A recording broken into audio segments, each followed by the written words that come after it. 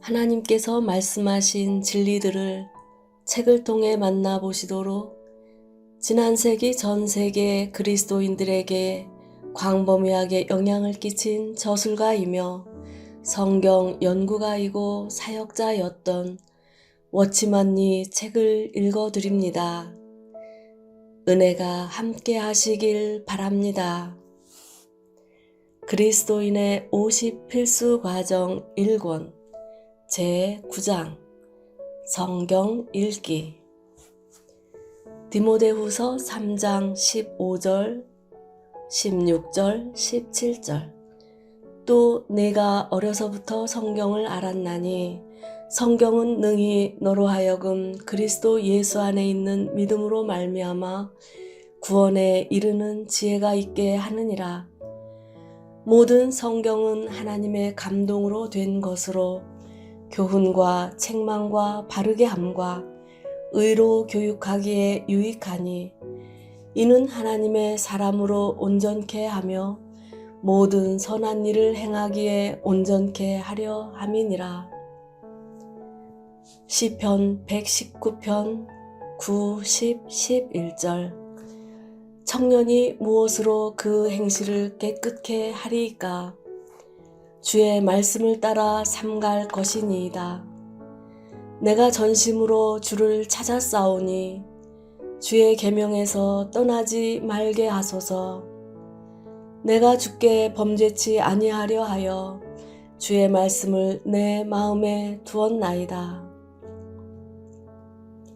성경 읽기의 중요성.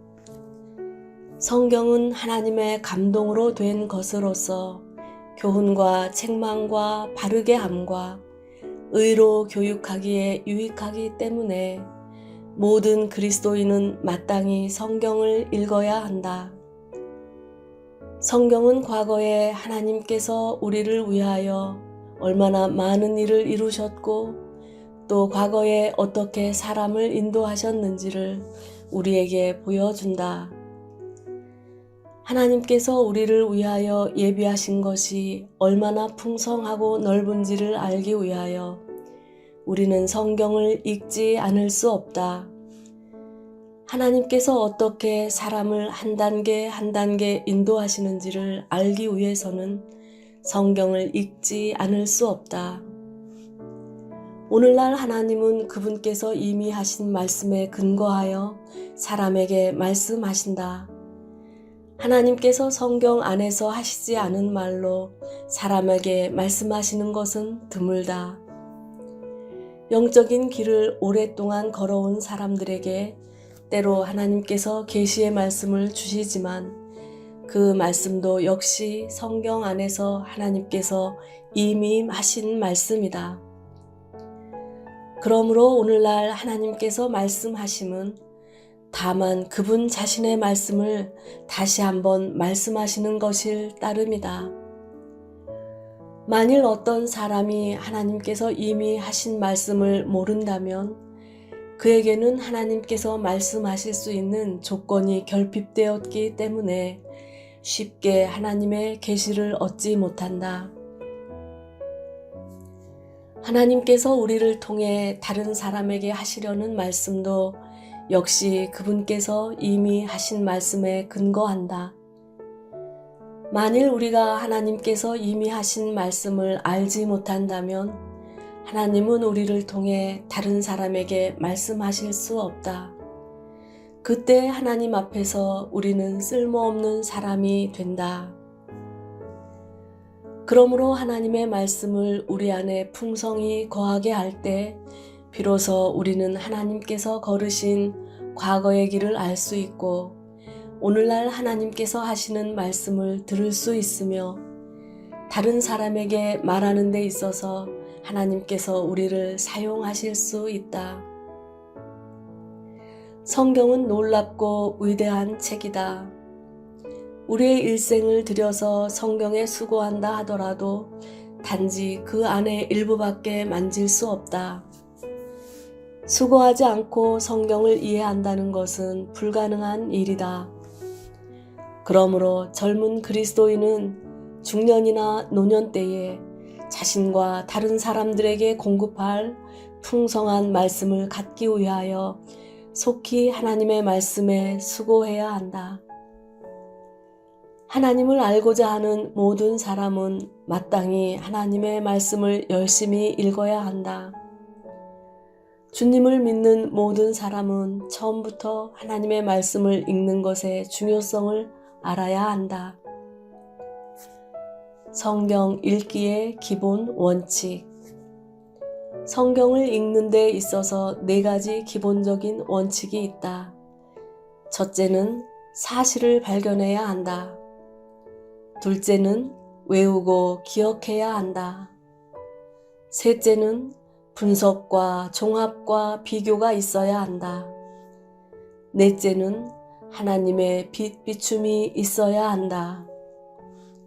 성경을 읽을 때에는 언제나 이 4가지 순서를 좇아야 한다. 셋째에서 첫째로 뛸 수 없고 또 첫째에서 셋째로 뛸 수도 없다. 첫째는 성경 안에 있는 사실을 찾아내는 것이다.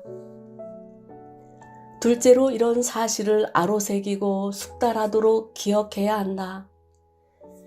여러분은 하나님의 말씀에서 그분께서 어떻게 말씀하셨는가에 대해 분명해야 하고 그런 다음 그것을 빠짐없이 정확히 기억해야 한다. 그렇지 않으면 소용이 없다. 셋째로 이 사실을 분석하고 종합하며 비교해야 한다. 하나님 앞에서 여러분이 이 사실을 잘 분석하고 종합하며 비교할 때 여러분은 4번째인 하나님의 빛 비춤을 얻을 기회를 갖게 된다. 성경 안에는 영적인 많은 사실이 내포되어 있다. 사람의 마음 눈이 멀 때 이 사실을 읽어내지 못한다. 만일 성경 안에서 사실을 찾아낼 수 있다면 이미 반 이상의 빛을 얻은 것이다. 왜냐하면 하나님의 비춤은 그분의 말씀 안에 있는 사실을 비추기 때문이다. 사실을 발견하는 것은 성경을 읽는 일의 절반을 차지한다. 성경을 읽을 때 우리는 사실을 찾아내야 한다. 예컨대 만유인력은 하나의 사실이다. 뉴턴이 있기 전에도 만유인력은 존재하고 있었다. 그러나 몇천 년 동안 사람들은 이것을 발견하지 못했다. 어느 날 뉴턴이 나무 밑에서 잠들었다가 사과가 그 앞에 떨어지는 것을 보고 비로소 만유인력의 법칙을 발견했다. 그러므로 문제는 이 사실이 존재하는가가 아니라 이 사실이 발견되었는가에 있다. 예컨대 성경에서 말한 것과 말하지 않은 것은 매우 큰 관계가 있다. 어떤 곳에서는 말하고 어떤 곳에서는 언급하지 않았으며 어느 곳에서는 이렇게 말하고 어느 곳에서는 저렇게 말한다. 같은 단어도 어느 곳에서는 복수를 사용했고 어느 곳에서는 단수를 사용했다. 성경에서 때로는 주의 이름을 중요시하고 때로는 사람의 이름을 중요시한다. 어느 곳에서는 연수를 분명히 언급했지만 어느 곳에서는 소홀히 하는 것처럼 많은 연수를 언급하지 않았다. 이와 같은 것들은 다 사실이다. 성경을 읽을 줄 아는 사람은 하나님 앞에서 거칠고 혼잡한 사람이 아니라 섬세한 사람이다. 성경의 1.1획도 고칠 수 없다. 하나님께서 이렇게 말씀하셨기 때문에 그러하다. 하나님의 말씀을 읽을 때 하나님께서 강조하시는 점이 어디에 있는지 알아야 한다. 부정확한 사람은 남의 말을 정확하게 듣지 못하고 하나님의 말씀은 더욱 정확하게 읽지 못한다. 그는 하나님의 말씀의 강조점을 읽어내지 못하고 성경을 읽는 비결을 찾지 못한다. 그러므로 첫째로 여러분은 사실을 찾아내기를 배워야 한다. 그런 다음 사실들을 기억했다가 한 걸음 더 나아가서 분석하고 종합하며 비교할 때 비로소 하나님 앞에서 빛이 있게 된다. 이럴 때 자신이 공급을 얻고 다른 사람도 공급하게 되며 자신을 먹일 뿐 아니라 다른 사람도 먹일 수 있게 된다. 여기서 하나의 간단한 예를 들겠다. 성경을 자세히 읽어보면 신약에서 주 안에서와 그리스도 안에서와 그리스도 예수 안에서를 언급했을 뿐 예수 안에서나 예수 그리스도 안에서는 언급하지 않았음을 발견할 것이다. 그리스도 예수 안에서만 말하고 예수 그리스도 안에서를 말하지 않은 것은 사실이다. 여러분은 이 사실들을 하나하나 기억하고 외워두어야 한다. 성경 안에서 주 안에서를 언급한 곳에서는 어떻게 말하고 그리스도 안에서를 언급한 곳에서는 어떻게 말했으며 그리스도 예수 안에서를 언급한 곳에서는 또 어떻게 말하는지를 기억해야 한다. 여러분이 잘 새겨둘 때 그것들을 비교할 수 있다. 왜 이곳에서는 예수 안에서라고 말하지 않고 그리스도 안에서라 말하는가? 왜 이곳에서는 예수 그리스도 안에서라고 말하지 않고 그리스도 예수 안에서라 말하는가? 왜 성경은 예수 안에서나 예수 그리스도 안에서라고 말하지 않는가?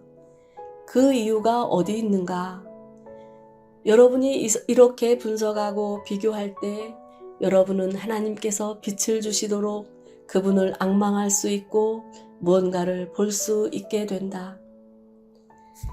일단 여러분이 빛을 보면 즉시 분명해진다. 예수는 이 땅에서 그분의 이름이고 그리스도는 부활 후 하나님에게서 부음을 받은 그분의 이름이다. 이 예수를 하나님이 주와 그리스도가 되게 하셨느니라. 이것이 사도행전 2장의 말씀임을 기억하라.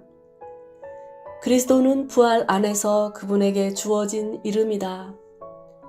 로마서를 읽을 때 여러분은 그리스도 예수를 보게 되는데 이것은 오늘의 그리스도께서 바로 과거에 이 땅에 계셨던 예수님이라는 뜻이다.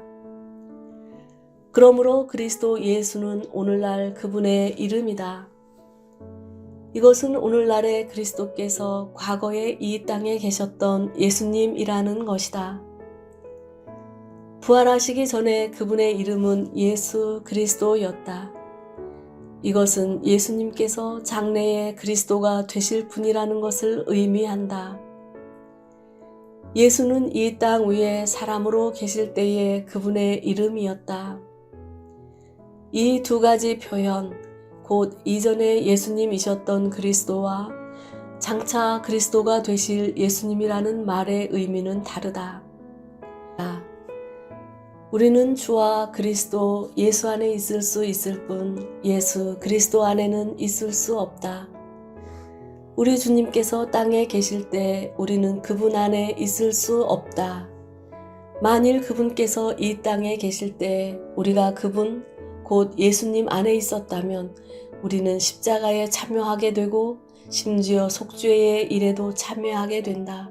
이것은 진리에 맞지 않다. 우리는 그분께서 베들레헴에 태어나신 것에 참여하지 않는다.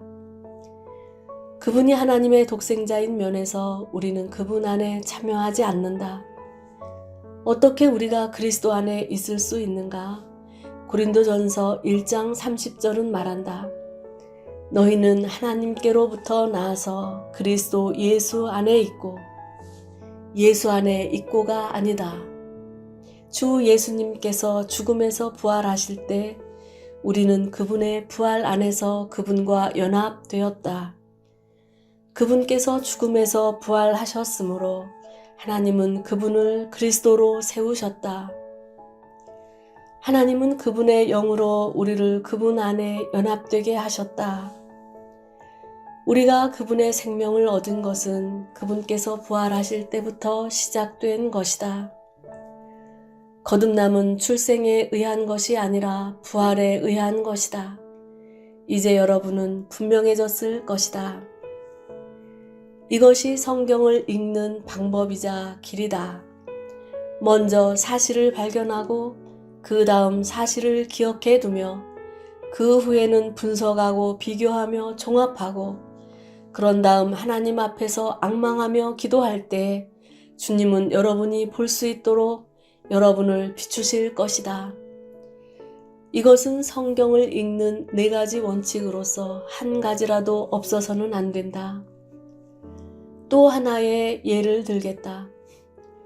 요한복음 14장과 16장에 있는 성령을 주시는 것에 관한 문제이다. 우리는 이것을 읽을 때 주 예수님의 약속을 주의해야 하고 그 안에 있는 특별한 사실을 주의해야 한다.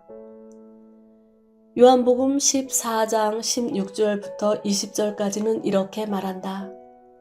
내가 아버지께 구하겠으니 그가 또 다른 보혜사를 너희에게 주사 영원토록 너희와 함께 있게 하시리니 저는 진리의 영이라.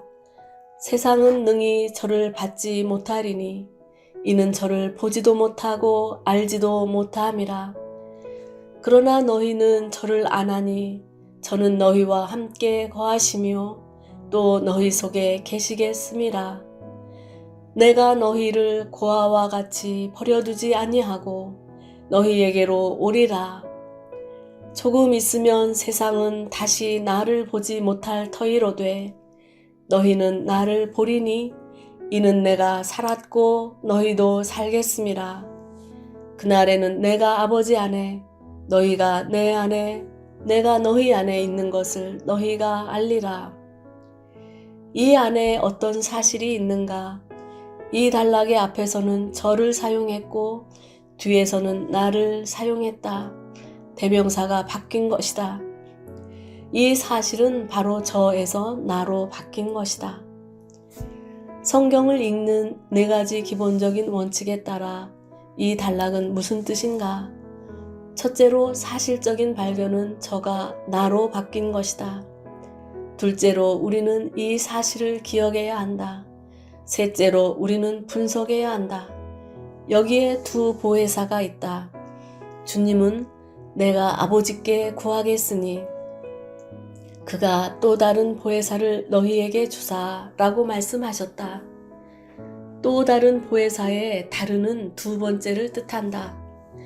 그가 또 다른 보혜사를 너희에게 주사는 곧 아버지께서 2번째 보혜사를 주신다는 말이다. 2번째 보혜사가 계신다면 분명히 1번째 보혜사도 계신다. 첫째로 먼저 단정해야 할 것은 여기에 2 보혜사가 있다는 것이다. 주님께서 뜻하시는 바는 너희에게 이미 한 분이 있고 이제 또 다른 분을 너희에게 더 준다라는 것이다. 이 더해진 2번째 보혜사는 어떠한 분인가? 영원토록 너희와 함께 있게 하시리니 이 저는 누구인가?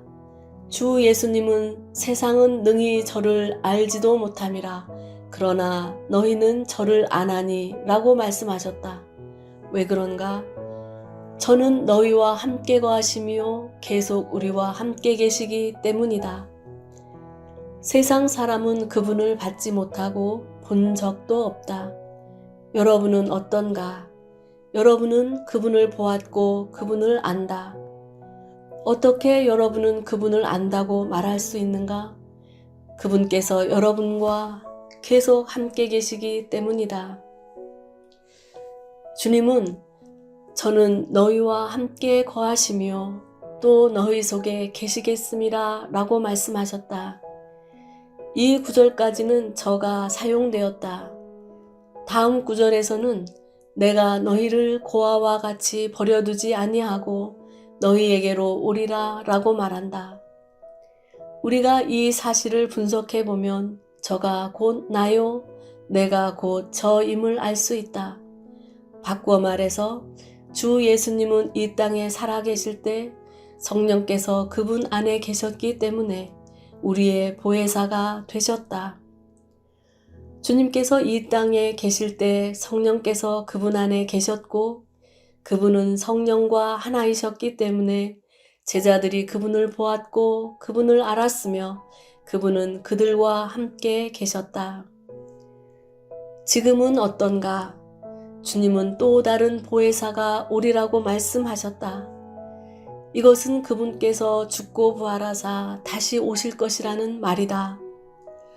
하나님께서 성령을 주신 후에 어떻게 되었는가? 내가 너희를 고아와 같이 버려두지 아니하고 성령 안에서 너희 가운데 오리라 라고 말씀하셨다. 얼마 후 너희는 나를 보지 못하겠으나 다시 나를 보게 될 터이요 나는 너희 안에 거하리라 라고 말씀하셨다. 좀 전에는 저가 거하리라 라고 말하고 이제는 내가 거하리라 라고 말한다. 그러므로 뒤에 언급된 나는 앞에서 말한 저이다. 우리는 대명사가 바뀐 데에서 이 두 보혜사의 차이를 볼 수 있다. 전반부에서는 성령께서 그리스도 안에 계신다고 말하고 후반부에서는 그리스도께서 성령 안에 계신다고 말한다. 저를 말할 때는 성령께서 그리스도 안에 계신 것이고 나를 말할 때는 그리스도께서 성령 안에 계신 것이다. 성령은 누구인가? 성령은 주 예수님의 또 다른 형태이시다. 아들이 아버지의 또 다른 형태인 것과 같이 성령은 아들의 또 다른 형태로서 다만 모양이 바뀌었을 따름이다. 그러므로 성경을 읽는 첫 번째 기본 원칙은 사실을 발견하는 것이다. 만일 우리가 한 가지의 사실도 발견하지 못한다면 하나님 앞에서 빛이 없는 것이다. 성경을 몇 번 읽는가의 문제가 아니라 몇 번을 읽는 중에 사실을 찾아내야 하는 것이다. 바울은 사실을 발견할 줄 아는 사람이었다. 바울이 갈라디아서 3장에서 한 말을 보기로 하자.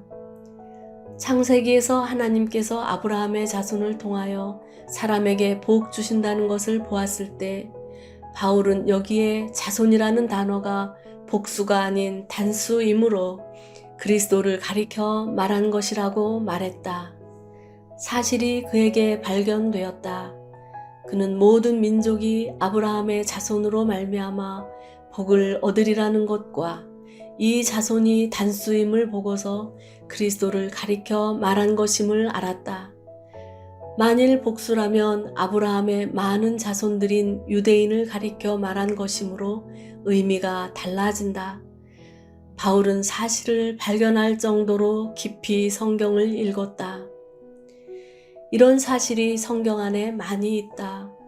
하나님의 말씀에 있어서 사람이 풍성한가 풍성하지 않는가는 그가 하나님 앞에서 얼마나 많은 사실을 찾아낼 수 있는가에 달렸다. 사실들을 많이 발견할수록 더욱 풍성해진다. 만일 사실을 발견하지 못하고 대충 읽는다면 결국 무엇을 읽었는지를 모른다. 그러므로 우리는 성경을 읽기 시작할 때부터 사실을 발견하기를 배우고 그런 다음 사실을 기억해 두며 분석하고 비교하며 그러고 나서 하나님 앞에 무릎 꿇고 빛을 구해야 한다. 성경 읽기의 실행 방법. 성경 읽기는 반드시 시간을 2번으로 나누어 2권의 성경으로 해야 할 것이다. 오전과 오후로 시간을 나누어 읽거나 또는 아침에 성경을 읽을 때 전반 시간과 후반 시간으로 나누어 다르게 읽을 수도 있다. 아무튼 시간을 2번으로 나누어야 한다. 오전이나 아침의 전반 시간은 성경을 읽으면서 묵상하고 찬미하며 기도함으로써 성경 읽기를 묵상과 찬미와 기도를 섞어서 실행한다. 이 시간은 영적인 생명의 양식을 얻고 자신의 영적 상태를 온전케 하기 위한 것이므로 성경을 많이 읽지 않고 서너 구절 읽는 것으로 충분하다. 오후나 아침의 후반 시간은 비교적 긴 시간으로 많은 양을 읽으라. 이 시간의 목적은 하나님께서 무엇을 말씀하시는지 알기 위한 것이다. 만일 가능하다면 2권의 성경을 준비하라. 전반부의 시간에는 성경에 어떤 글씨도 쓰지 말고 어떤 표시도 하지 말아야 한다. 후반부의 시간에는 다른 성경을 사용하되 여러분이 본 것들을 그 안에 기록할 수 있으며 글자를 써도 되며 동그라미를 그려도 되고 선을 그어도 된다. 전반부에 사용하는 성경에는 년, 월, 일을 기록할 수 있는데 여러분이 어떤 곳을 읽다가 하나님의 다룸을 받거나 어떤 체험이 있다면 그곳에다 날짜를 기재할 수 있다. 이것은 그날 여러분이 그 구절에서 하나님을 만났다는 뜻이다. 그러나 다른 것은 쓸 필요가 없다. 후반부에 사용하는 성경은 성경을 알기 위한 것이므로 여러분이 발견한 영적인 사실들과 여러분이 본 빛들을 그 안에 기재하라. 이제 우리는 이 두 부분의 시간에 어떻게 성경을 읽어야 하는지 설명하겠다. 앞부분의 시간, 성경을 묵상함. 성경을 묵상하는 데 있어서 밀러의 말을 인용하는 것이 가장 좋다. 그는 아래와 같이 말했다. 주님은 내게 진리를 가르쳐 주시기를 기뻐하신다. 이것은 사람이 내게 전파한 것이 아니다. 이미 40여 년이 지났지만 나는 아직도 그 진리로 인해 얻은 유익을 잃지 않았음을 시인한다. 그 진리의 요점은 이러하다.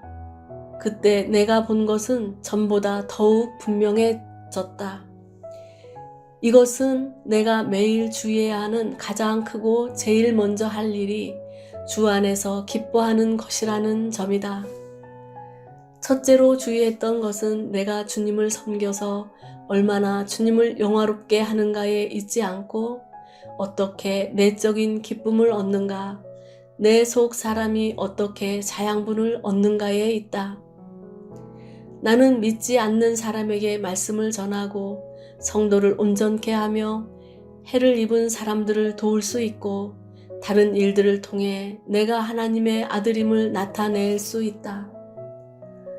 그러나 만일 내가 주님 안에서 기뻐하지 않고 내 속 사람이 매일 자양분을 얻지 않는다면 나의 행한 모든 일들은 옳은 영 안에 있는 것이 아니다. 이것을 깨닫기 전에는 적어도 10여 년 동안 나의 습관은 세면한 후에 기도하는 것이었다. 그러나 그때 나는 비로소 내가 마땅히 해야 할 가장 중요한 일은 하나님의 말씀을 읽고 묵상함으로 마음의 위안을 얻으며 격려와 경고와 책망과 가르침을 얻는 것임을 알았다. 내가 이렇게 하나님의 말씀을 묵상할 때 내 마음은 하나님과 체험적인 교통을 가질 수 있었다. 그러므로 나는 이른 아침에 신약을 묵상한다. 내가 몇 마디로 주님께 그분의 귀한 말씀에 복 주시도록 간구한 후 맨 먼저 하는 일은 하나님의 말씀을 묵상하는 것이다. 모든 성경 구절에서 축복을 추구한다. 이것은 대중 앞에서 말씀을 전파하기 위한 것이 아니고 내가 묵상한 말씀을 전파하기 위한 것도 아닌 내 자신의 혼으로 양식을 얻게 하기 위한 것이다. 그럴 때 내가 변함없이 갖는 결과는 곧 몇 분이 지난 후 죄를 자백하거나 감사하거나 중보기도 하거나 간구하게 된다는 것이다. 물론 나의 동기는 기도를 하기 위한 것이 아니라 묵상하기 위한 것이지만 짧은 시간 내에 어느 정도 기도하는 대로 돌아가게 된다. 얼마 동안 죄를 자백하거나 중보기도 하거나 간구하거나 감사한 뒤 나는 다음 구절을 읽는다. 읽은 말씀 중에 어떤 인도가 있을 때에 나는 그것으로 자신을 위해서나 남을 위하여 기도한다. 그렇지만 나는 내가 묵상하는 목적이 나의 혼으로 양식을 얻게 하기 위한 것임을 염두에 둔다. 이렇게 할 때 결국 매일 많은 자백과 감사와 간구와 중보 기도가 나의 묵상 안에 섞여진다. 이것은 나의 속 사람이 항상 느낄 수 있는 자양분과 능력을 갖게 한다. 아침 식사를 할 때 내 마음은 항상 기쁨이나 평강의 상태에 있다. 이것이 예외인 날이 드물다. 나의 묵상은 대중 앞에서 말씀을 전파하기 위한 것이 아니라 내 속 사람의 유익을 위한 것이지만 주님께서 내게 주시기를 기뻐하는 것들은 얼마 안 되어 다른 성도들의 양식이 된다. 하나님의 자녀가 매일 아침 마땅히 해야 할 일은 그의 속 사람을 위하여 양식을 얻는 것이다. 우리 겉사람이 음식을 먹지 않고는 일을 할 수 없듯이 매일 아침 우리 속 사람도 양식을 취해야 한다. 모든 사람은 속 사람이 마땅히 양식을 얻어야 함을 시인할 것이다. 그러면 속 사람의 양식은 무엇인가? 이것은 기도가 아니라 하나님의 말씀이다. 이 말은 물이 수도관을 통과하듯 단순히 하나님의 말씀을 읽음으로써 그것이 우리 생각을 스쳐가게 하라는 뜻이 아니라 읽은 말씀을 묵상하고 또한 우리 마음에 적용해야 한다는 것이다.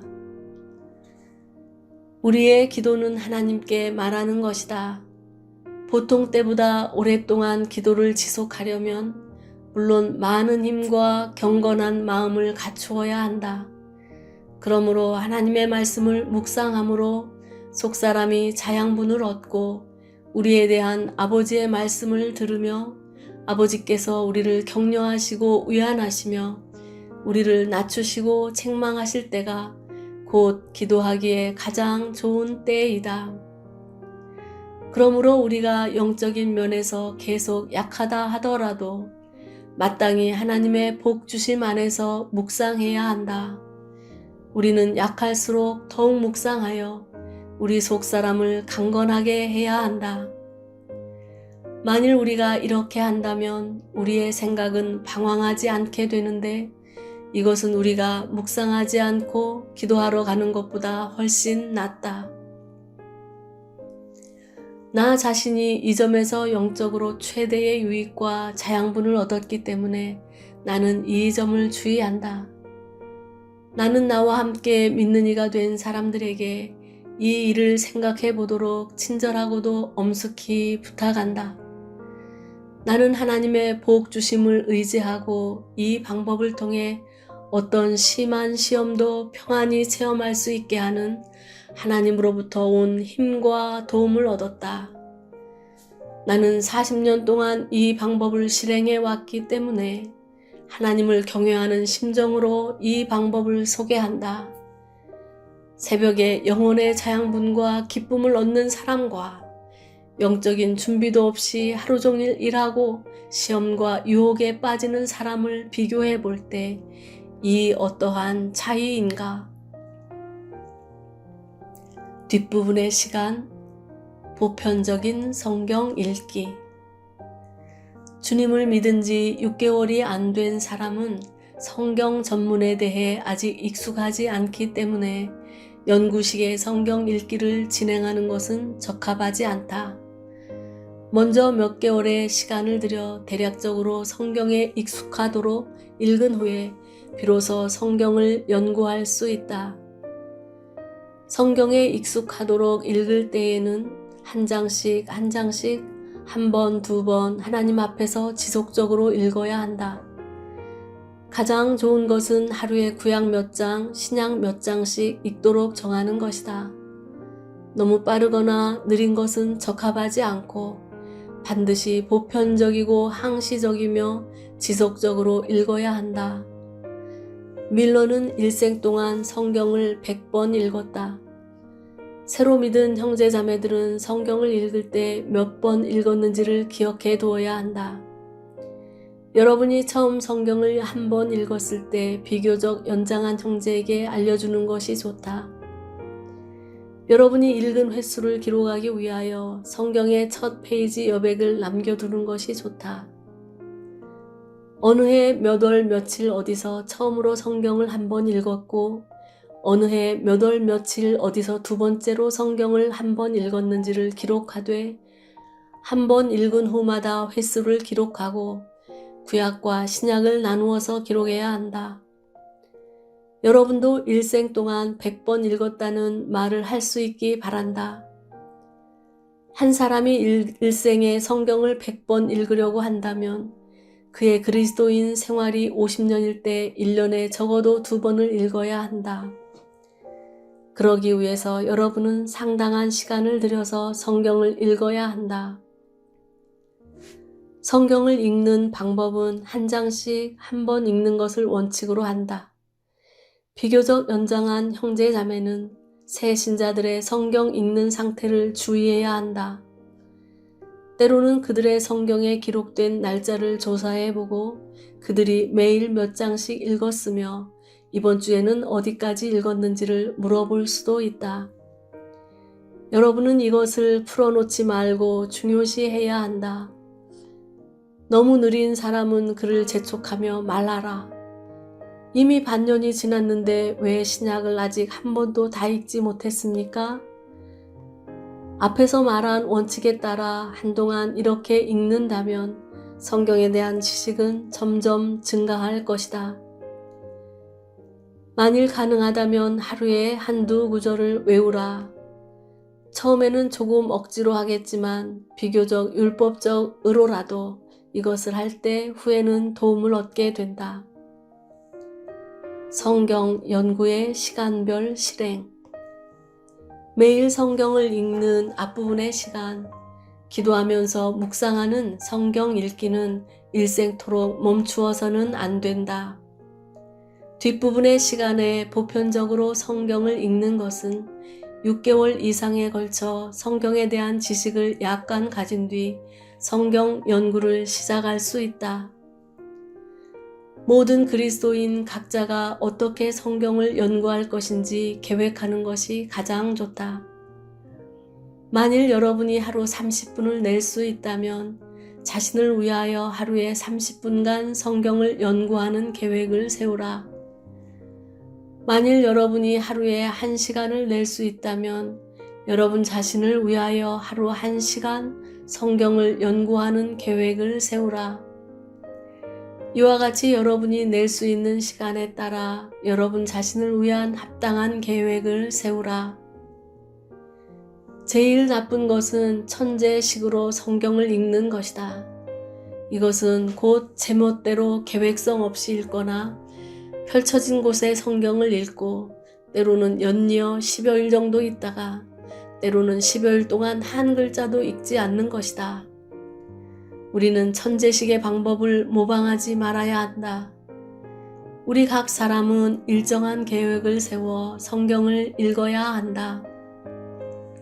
우리는 성경을 읽는 일에 있어서 제한받고 규제받기를 배워야 한다. 그러나 여러분은 결코 표준을 너무 높게 정하거나 시간을 너무 길게 잡지 말아야 한다. 시간을 너무 길게 잡을 때 때때로 유지하지 못하게 되어 오히려 좋지 않다.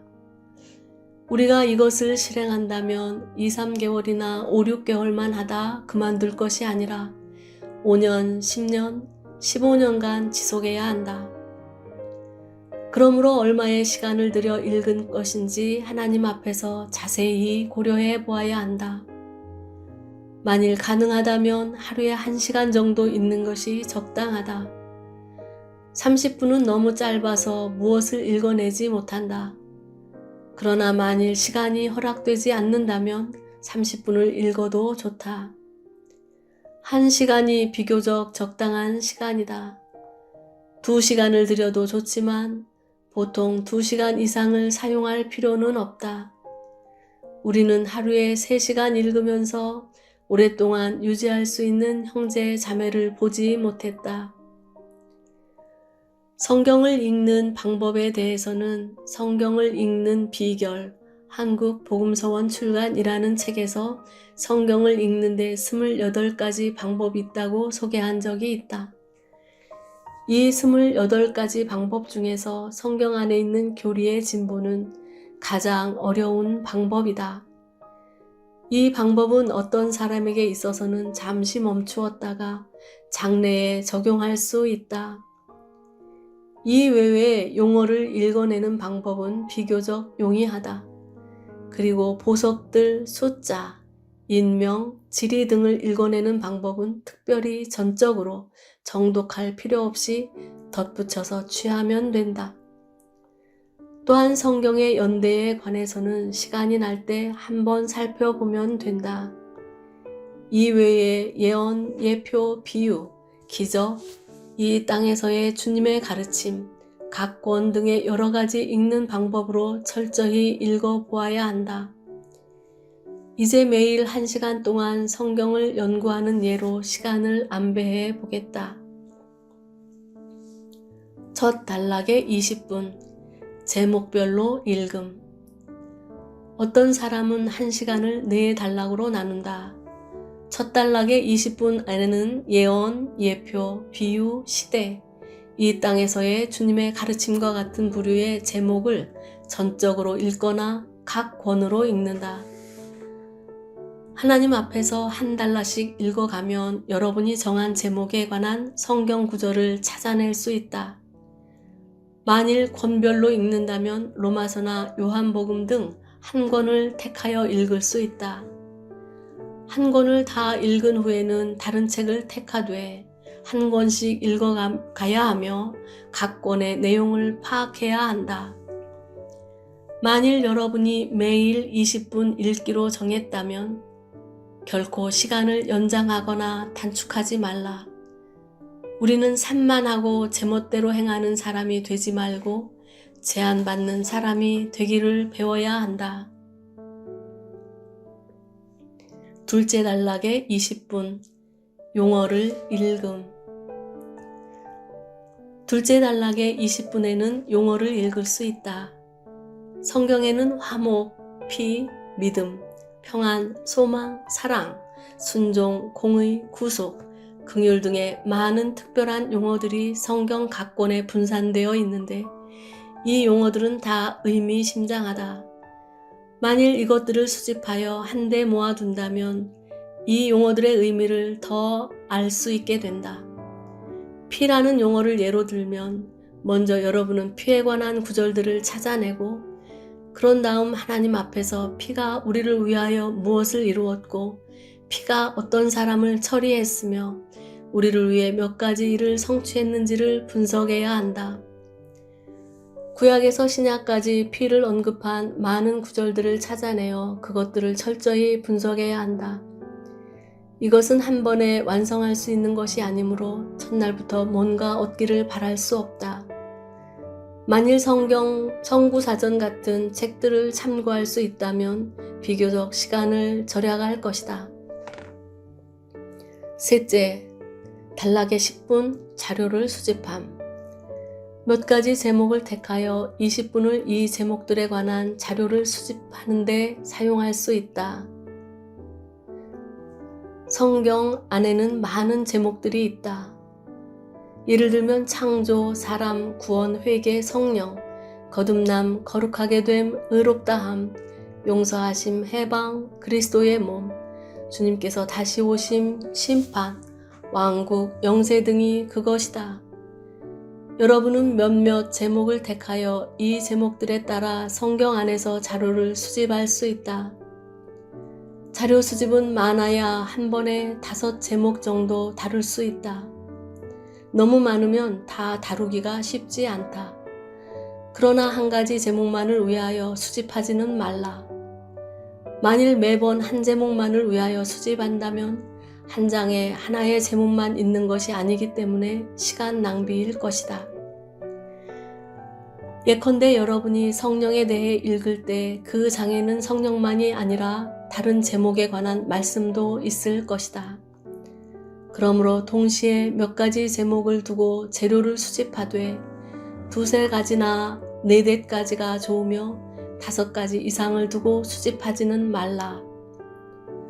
한 제목을 다 읽기 위해서는 상당한 시간을 들여야 하고 날마다 자료를 추가해야 한다. 여러분이 얻은 자료, 성경 구절을 기억해 두고 그 자료 중 중요한 용어와 의미를 기억해 두어야 한다. 성경 구절만 기억하는 것은 그리 큰 의미가 없다. 반드시 기록한 성경 구절이 무엇을 말하는지를 기억해야 한다. 예를 들면 에베소서에서 성령을 읽다가 1장 13절에 있는 성령의 인치심을 읽을 때 반드시 인치심의 의미를 기록해 두어야 한다. 먼저는 구절을 기록하고 그 다음은 관련된 용어를 기록하며 마지막에는 의미를 기록한다. 이렇게 자료를 수집해 가면 어느 날 여러분이 이 문제를 해결하고자 할 때 이 자료들을 사용할 수 있게 된다. 넷째, 단락의 10분, 성경을 씀. 남은 10분으로는 성경을 쓸 수 있다. 이것은 우리에게 매우 큰 유익을 준다. 성경을 쓴다는 것은 어떤 부분의 말씀에 대해 새로운 이해가 있을 때 사람이 보기만 해도 알 수 있도록 이해하기 쉬운 말로 쓰는 것이다. 가령 여러분이 로마서를 순서대로 매장 매절을 읽었다 하자. 만일 10살 남짓한 한 아이가 여러분에게 와서 바울이 말한 로마서의 이 말씀을 이해할 수가 없어요 라고 말한다면 여러분은 어떻게 여러분의 말로 이 아이에게 로마서를 들려주어야 하는지를 생각해야 한다. 이때에는 각주가 필요하지 않고 깨닫지 못한 사람이 깨닫도록 바울의 뜻을 여러분의 말로 표현해야 한다. 이렇게 하기 위해서는 성경을 써야 하는데 곧 여러분의 말로 성경의 뜻을 써내는 것이다. 로마서를 여러분의 말로 쓸 수 있어야 한다. 바울은 그의 말로 썼다. 이제 여러분은 최선을 다하여 자신의 말로 써야 한다. 여러분은 자신이 깨달을 수 있고 또 다른 사람이 깨달을 수 있도록 열심히 써야 한다. 이렇게 성경을 쓰는 것은 하나님의 말씀에 대해 사람이 얼마나 인식하고 있는지를 나타낸다. 자신의 말로 사도들의 말씀을 쓰는 것은 성경 해설을 배우는 준비 작업이다. 성경을 쓰는 것이 첫째 단계이고 성경을 해설하는 것은 둘째 단계이다. 먼저 성경을 쓰는 것, 곧 성경 본문을 자기 말로 써내는 것을 배워야 한다. 하나님 앞에서 공과를 배울 때에는 반드시 순서대로 배워야 한다. 성경을 써보지 않고서 성경을 해설하는 일을 하지 말라. 그렇게 하는 것은 너무 이른 것이다. 성경 해설을 배우기 전에 먼저 성경을 쓰는 것을 배워야 한다. 만일 성경을 쓸 수 없다면 결코 성경을 설명할 수 없다. 첫째 단계로 쓸 수 있어야 비로소 둘째 단계로 성경을 해설할 수 있다. 우리는 이 기본적인 공과를 진지하게 훈련해야 한다. 먼저 바울의 전 서신을 한번 다 쓴 후에 신약 전체를 써보라. 성경을 쓸 때에 주의할 것은 성경 본문을 유지하지 말고 여러분 자신의 문장을 사용해야 한다는 것이다. 이 작업에서 주로 배워야 할 것은 여러분이 이해하는 말로 원래 의미를 말하는 것이다. 여러분이 한 권을 시도해 볼 때 이것이 얼마나 귀하고 자신에게 얼마나 유익되는 일인지를 알게 된다. 제멋대로 생각하고 풀어진 사람은 성경을 쓸 수 없다. 하나님 앞에서 진지하게 기도하면서 읽어야만 합당하게 쓸 수 있다. 한 권을 다 완성한 후에는 하나님 앞에서 한두 차례 수정하여 말을 더 정교하게 만들고 문장을 더 매끄럽게 고칠 수 있다. 이럴 때 여러분은 그 책에 대하여 깊은 인상을 받게 되고 사도가 한 말이 무슨 뜻인지 알게 될 것이다. 여러분이 써야만 인상을 받게 된다. 성경을 자기 말로 쓰기 위해서는 성경 안에 이미 드러난 말과 함축되어 아직 드러나지 않은 말까지도 이해할 정도로 성경을 완전히 이해해야 한다. 이럴 때 여러분은 자신이 알고 있는 것을 성경 쓰는 일에 포함시킬 수 있다. 여러분이 어떤 구절에 대해 분명해진 단계에 이를 때 성경을 그렇게 쓸 수 있다. 만일 여러분이 매일 조금씩 쓰고 자세히 읽고서 조심스럽게 쓴다면 여러분이 바울의 한 서신을 써낼 수 있는 그날에 여러분은 바울의 뜻을 이해하게 되고 바울이 사용하지 않은 말로 바울의 뜻을 나타낼 수 있게 된다. 앞에 4가지 제의가 있었다. 먼저 제목별로 읽고, 다음은 용어를 읽고, 다음은 자료를 수집하고, 그런 다음 성경 쓰는 것을 배우는 것이다. 성경을 읽는 28가지 방법으로 다 한 번씩 읽어볼 수도 있다. 이렇게 시간을 정하고 안배하여 성경을 읽는 것은 자신에 대한 훈련이다. 우리는 허리에 띠를 띠고 제한받아야 하며 하나님 앞에서 산만하지 않고 규율이 있어야 한다. 만일 여러분이 1시간 동안 성경을 읽기로 결정했다면 그 1시간을 지키기를 바라야 한다.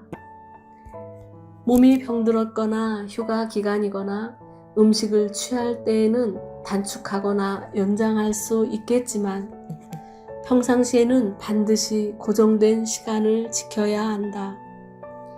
매일 지속적으로 실행할 때 얼마 안 되어 수확할 것이다.